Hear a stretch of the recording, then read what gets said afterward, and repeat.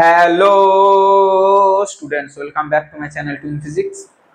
আজ আমাদের আলোচনার টপিক ক্লাস 12 এর ছায়াপ্রকাশনী বই থেকে যে সলিউশন সিরিজটা চলছিল থার্ড সেমের পরিবর্তী প্রবাহ অধ্যায় থেকে এমসিকিউ #1।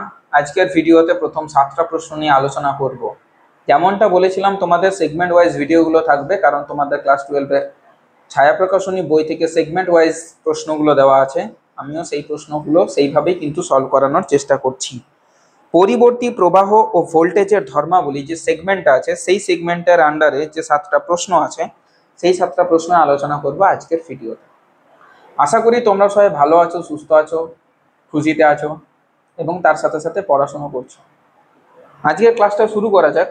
বেসিক আইডিয়াগুলো আশা করছি তোমাদের আছে, এবং তার সাথে সাথে যদি বেসিক আইডিয়াগুলো না থেকে থাকে তাহলে আমার কথাটা প্রথম 5 মিনিট একটু শুনে নাও, তাহলে তোমার সব ধরনের কিন্তু এই 7টা প্রশ্ন করতে কোনো সমস্যা হবে না। আমাদের কাছে কারেন্ট থাকে দুই ধরনের, একটা এসি কারেন্ট, একটা ডিসি কারেন্ট।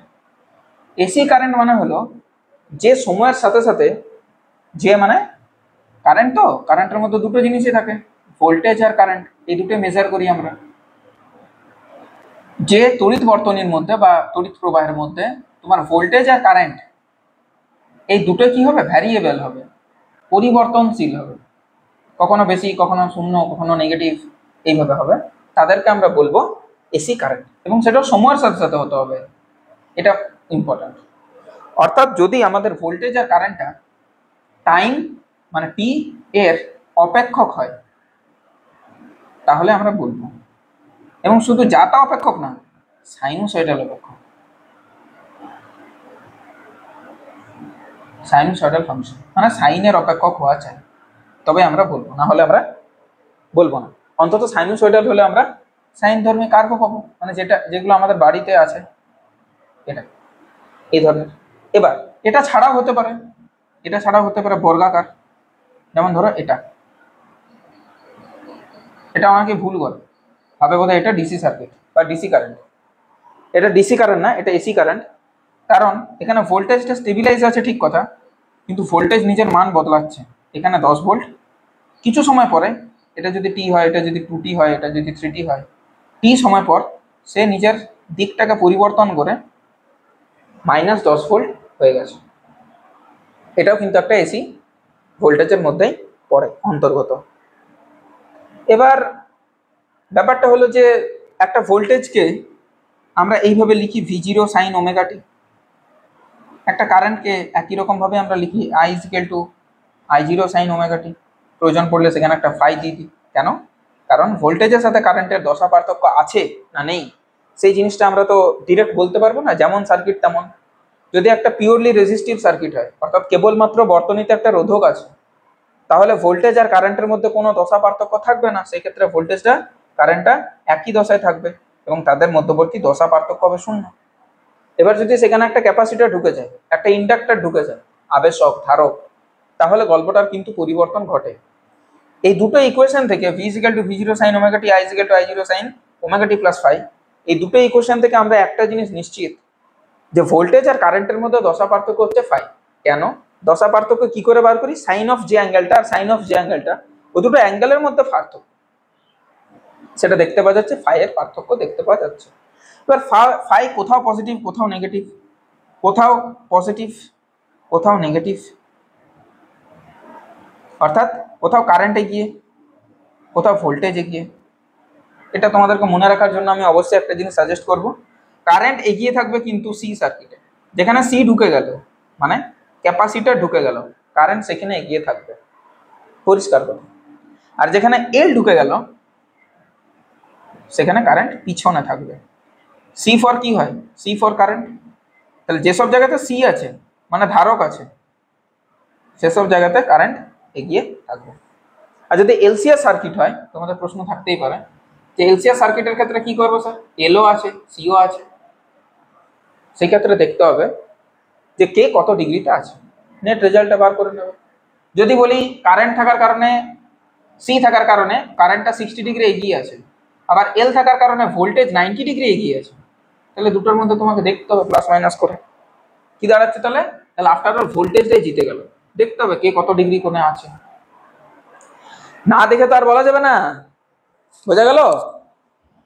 অঙ্কটার ভিত্তিতে নির্ভর করছে যে আলটিমেটলি কে এগিয়ে থাকবে লাস্টে, এইসবগুলো জানতে হবে। আরো শুনে নাও, পিক ভোল্টেজ, আরএমএস ভোল্টেজ, এই দুটো জিনিস একটু জেনে নাও। একই রকম ভাবে পিক কারেন্ট হয়, আরএমএস কারেন্ট হয়।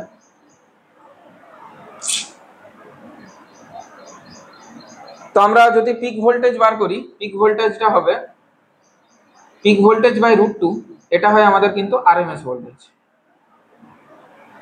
আর কারেন্টেরও গল্প সেম, আইআরএমএস হবে I0 বাই √2। এখানে I0টা হচ্ছে পিক পিক ভ্যালু, আইআরএমএস মানে I0 বাই √2। অ্যাভারেজ ভ্যালু বলে, অ্যাভারেজ ভ্যালু। তাহলে একটা সাইনোসয়েডাল ভোল্টেজ, তার অ্যাভারেজ ভোল্টেজ কত হবে? Average voltage.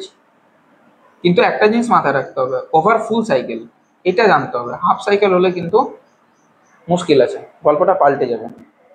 সেটা হবে 2/π ইন্টু V0 মানে পিক ভোল্টেজ। একই রকম ভাবে অ্যাভারেজ কারেন্ট হয়, সেটা তো ফুল সাইকেলের উপরে, 2/π I0। এই হলো ব্যাপার, বোঝা গেল? পরিষ্কার হয়েছে? তাহলে এবার অঙ্কগুলো করা যাক। বোঝায় যখন গেল, পরিষ্কার যখন হলো, তাহলে এবার অঙ্কগুলো একটু করা যাক। বেসিক জিনিসগুলো তোমাদের একটু ধরিয়ে দিলাম। এসি সার্কিট, MCQ 1, MCQ #1, 1 থেকে 7, 7টা প্রশ্ন খুব মনোযোগ দিয়ে দেখবো, বুঝবো, এবং যাতে পরীক্ষাতে আসে সেইভাবে বুঝবো, শুধু বুঝে ভুলে যাব না,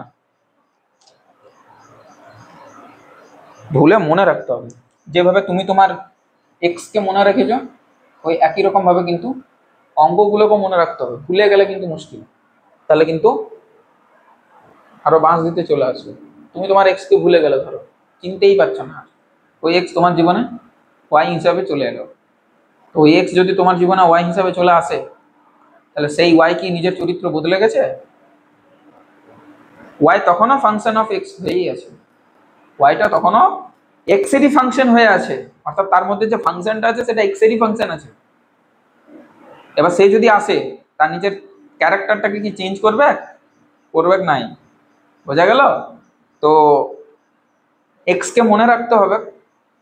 তো এক্সকে মনে রাখার সুবিধা এটাই যে পরবর্তীকালে আমরা সাবধান হব, যে এটা রেড অ্যালার্ট জারি করার মতো, যে আমি সেখান থেকে একটা শিক্ষা গ্রহণ করলাম, আর সেই টাইপের আর কোনো পদক্ষেপ আমি নেব না পরবর্তীকালে, আর নিলে নিজে ডুববে। ওকে, চলো দেখো 1 নম্বর। দেখো, একটি প্রত্যাবর্তী প্রবাহ মানে হচ্ছে অল্টারনেটিং কারেন্ট আই, সেটা দিয়ে দিয়েছে I0 I1 sign omega t plus I2 কস ওমেগা টি।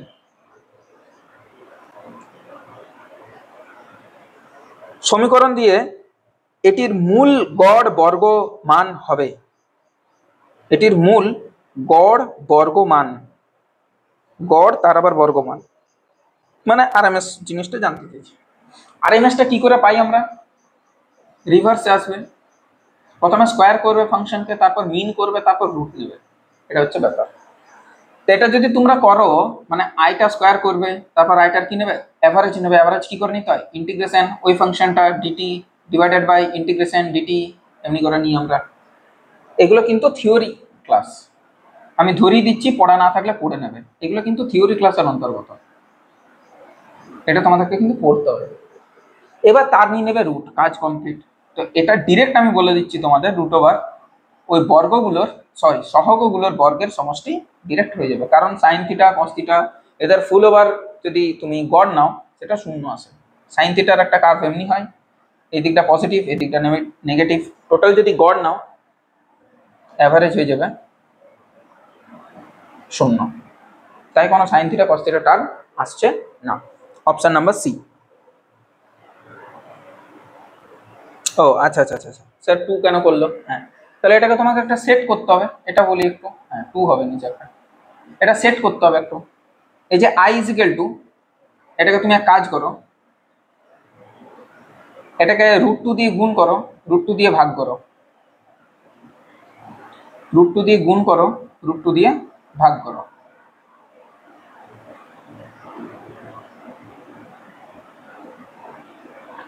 দুটো অ্যাঙ্গেলকে একটা অ্যাঙ্গেলে কনভার্ট করতে শিখেছ? শেখার কথা অংশ কোণের রেসপেক্টে ক্লাস 11-এ করেছো। এবার এটাকে তোমাকে একটা জিনিস ধরতে হবে, এটাকে তোমাকে একটা জিনিস ধরতে হবে, বলো। বা আমার মনে হচ্ছে ডিরেক্ট করে দেওয়াটাই মনে হচ্ছে তার থেকে বেটার হবে, এটাই আসবে আর কি যদি করো।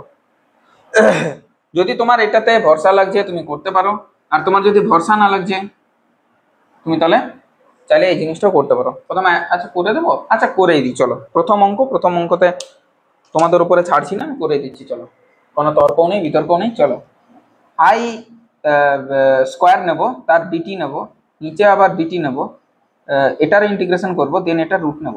এই হচ্ছে গল্প, তাই তো?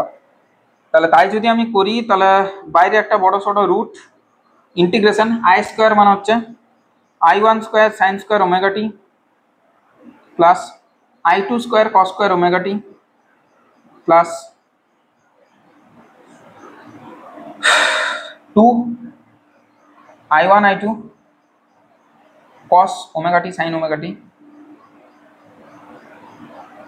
ওকে, এটার ইন্টিগ্রেশন নেব ডিটির রেসপেক্টে, আর নিচটাতে কি নেব ইন্টিগ্রেশন ডিটি।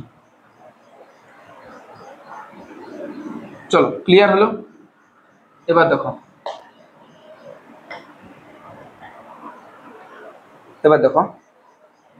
তাহলে এটার যদি আমি ইয়ে করি, ঠিক আছে, আচ্ছা ও পুরোটাই over full cycle, sine square omega টির হয় হাফ, তাহলে ইন্টিগ্রেশন মানে actually integration I1 square sine square omega t dt হলো, plus integration I2 square sine square, sorry এটা তো cos square omega t dt plus integration 2 I1 I2 sine omega টি cos omega t DT.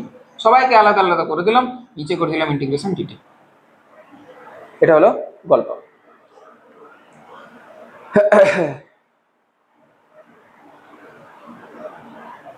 ঠিক করছি, কোনো সমস্যা নেই?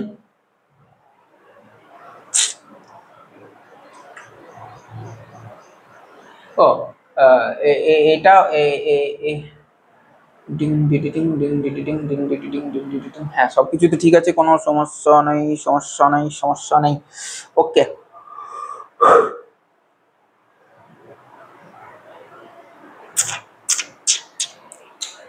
তাহলে গল্পটা দাঁড়াচ্ছে সেটা হচ্ছে আমাকে জানতে চেয়েছে মূল গড় বর্গমান হবে, মূল গড় বর্গমান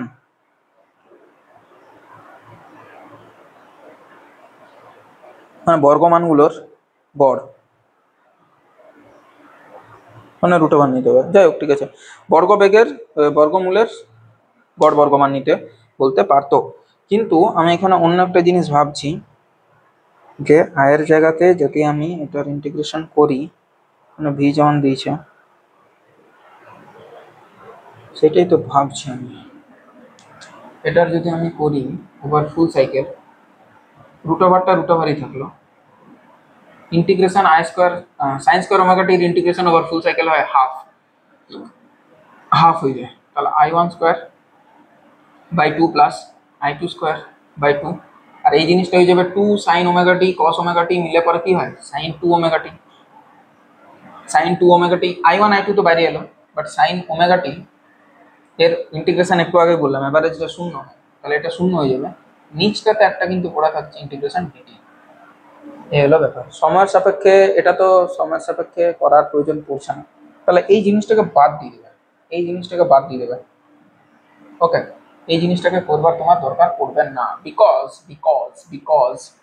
তোমাকে এখানে বলেনি যে তুমি সময়ের সাপেক্ষে বার করো, না, রেখে দাও, অসুবিধা নেই কিছু, তুমি রেখে দাও, অসুবিধা নেই, ভুল ভাবছি আমি ইন্টিগ্রেশন ডিটি। আরে এই জিনিসটার মানেই তো হচ্ছে এইটা, তুমি এক কাজ করো, তুমি রুট ওভার রাখো, I1 স্কোয়ার ইন্টিগ্রেশনের বাইরে চলে এলো বিকজ এটা constant, integration sine square omega t dt divided by integration dt, আলাদা করো, প্রত্যেকটাতে ইন্টিগ্রেশন ডিটি লাগাও, প্রত্যেকটাতে যুক্ত I2 square integration cos square omega t নিচে হয়ে যাবে, আচ্ছা ডিটি আছে, নিচে হয়ে যাবে dt. Next plus I1 I2 integration sin 2 omega t dt divided by dt integration dt. আলাদা আলাদা করে না, ইন্টিগ্রেশন উপরটাতে দিয়ে দাও তাহলে হয়ে যাবে। এবার এইটার মান হচ্ছে হাফ, এইটার মান হচ্ছে হাফ, আর এইটার মান হচ্ছে 0। তাহলে কত দাঁড়ালো? Root over I1 square by 2 plus I2 square by 2, মানে I1 square plus I2 square by 2, option number C. চলো না, হয়ে গেছে, 16 বলা পূর্ণ, বুঝিয়ে দিয়েছি। চলো আর কোনো সমস্যা নেই। চলো 2 নম্বর, সর্বোচ্চ মান 1.4 অ্যাম্পিয়ার এর পরবর্তী প্রবাহ একটি পরিবেশ তারকে গরম করার জন্য ব্যবহৃত হয়। এই হারে তাপ উৎপন্ন করতে যে পরিমাণ ডিসি তড়িৎ প্রবাহ লাগবে। 1.4 তোমার পরিবর্তী প্রবাহ একটি পরিবাহী তারকে গরম করার জন্য। আচ্ছা, সর্বোচ্চ মান এটা, মানে পিক ভ্যালুটা এটা। পিক ভ্যালু যদি এটা হয় কারেন্টের সর্বোচ্চ মান বলেছে, তাহলে মিনিমাম কত লাগবে? তার চেয়ে একটু বেশি হলেই তো হবে, 1.414 মানে √2। আর বলবার মতন কিছু আছে? 2 নম্বর, 2 নম্বরটা হচ্ছে আই পিক। আই পিক মানে I0 ধরি আমরা, I0টা হচ্ছে কত? 1.4 দিয়েছে, 1.4 দিয়েছে। এবার ব্যাপারটা হলো যে এখানে যদি আরএমএসটা দরকার পড়তো, আমার আরএমএস তো দরকার নেই, সোজা দিয়ে দিয়েছে। আমার মনে হচ্ছে আরএমএসটা দিয়ে দিলে একটু কঠিন হতো। হ্যাঁ, কোয়েশ্চেনটা এইভাবে ফ্রেম করলে ভালো হতো যে বাবা আরএমএসটা হচ্ছে 1, তাহলে বলো তো কত ডিসি লাগবে? না, ডিসি যেটা লাগবে সেটা আরএমএস পরিমাণ লাগবে না, পিক পরিমাণ লাগবে, তবে তো ছেলেটা পিক বার করবে। পিকটাই যদি আপনারা দিয়ে দেন, পিকটা কত হয়? পিকটা হবে √2 ইন্টু আরএমএস, তার মানে হচ্ছে √2 ইন্টু 1, তার মানে হচ্ছে 1.414। এই পরিমাণ ডিসি লাগবে। এটা হলে ভালো ফ্রেমিংটা হতো কোয়েশ্চেনটা। কোয়েশ্চেনটা ঠিক মতো দেয়নি। Option number A. চলো 3 নাম্বার, 3 নাম্বার একটা হিন্টস দেওয়া আছে, দেখে নেবে একটু।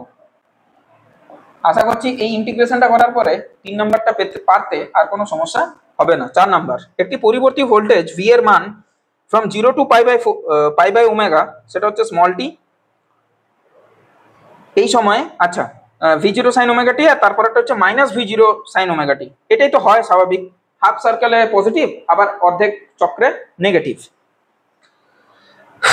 সমীকরণের সাহায্যে প্রকাশ করা যায় একটি পূর্ণ পর্যায়কাল ভি এর গড় মান। ভি এর গড় মান তো বলেছি 2/π/V0, শুরুতেই বলেছি, জানো পড়তে বলি শুরুটা। একটি পরিবর্তী ভোল্টেজের আরএমএস মান 5 অ্যাম্পিয়ার, কম্পাঙ্ক এত, পরিবর্তী প্রবাহের মান 0 হয় 300 সেকেন্ড পরে সেটির মান কত? তাহলে I = I0 sin omega t, hints দিয়ে দিয়েছি। I = I0 sin omega t, I0 এর মান দেওয়া আছে, নেই, আরএমএস দিয়েছি। তাহলে আরএমএস ইনটু √2 হয় সাইন ওমেগা ইনটু টি, ওমেগার মান চেঞ্জ করব না, না করব। 100 হার্জ, ওমেগা মানে হচ্ছে 2πn, মানে হচ্ছে 2π ইনটু 50, ওকে। আর টি মানে হচ্ছে 1/300, ওকে। তাহলে 50 6 2 3 6 π/3 মানে 60 ডিগ্রি। 60 ডিগ্রির মান কত? সাইন 60 ডিগ্রির মান কত? √3/2। এটা করবো না মান, হ্যাঁ ঠিকই আছে, মানে হচ্ছে 5 √3/2 হয়ে গেল। Next option number B. Next 6 number, 6 নাম্বারটাতে বলেছে যে কোনো ডায়নামার ঘূর্ণন বেগ যদি দ্বিগুণ করতে হয়, না দ্বিগুণ করি, আচ্ছা ওমেগাটা যদি দ্বিগুণ করে দিই, ওমেগাটা ডাবল করে দিই, তাহলে আবিষ্ট তড়িৎচালক বল কত হবে? কেন ইটা হয় না half B omega L square, তাহলে এটা দ্বিগুণ হলে ওটাও দ্বিগুণ হয়ে যাবে, তাহলে উত্তরটা হবে দ্বিগুণ। Option number A. 7 number, video চলছে, ঠিক আছে। 7 নাম্বার, ইটা দিয়ে দিয়েছে তড়িৎচালক বলের গড় সাধ্য গড়। ও বাপরে বাপরে বাপ, ওই আগেরটার মতনই করে দাও, I1 square plus I2 square by 2। দেখো তো উত্তর মিলছে কিনা, আশা করছি মিলে যাবে, মিলে গেলে ভালো, না মিললে অন্য প্রসেস ট্রাই করবো। 7 নাম্বার কি দিয়েছে, কেমন দিয়েছে? 8√2 সাইন ওমেগা টি। ও এটা সোজা দেয়নি, কেসটার মধ্যে একটু জটিলতা দিয়েছে, সাইন 2 ওমেগা টি আছে। E = 8√2 sign omega t plus 6√2 sign 2 omega টি, এইটা দিয়েছে। তাহলে যা নর্মাল নিয়ম আমাদের, ইন্টিগ্রেশন স্কোয়ার ডিটি হলো ডিভাইডেড বাই ইন্টিগ্রেশন ডিটি, তার আবার রুট নিয়ে নেব, তাই তো এটাই করেছে আশা করি। আরএমএসটা বার করতে হয়েছে, হ্যাঁ ঠিক আছে, কোনো অসুবিধা নেই।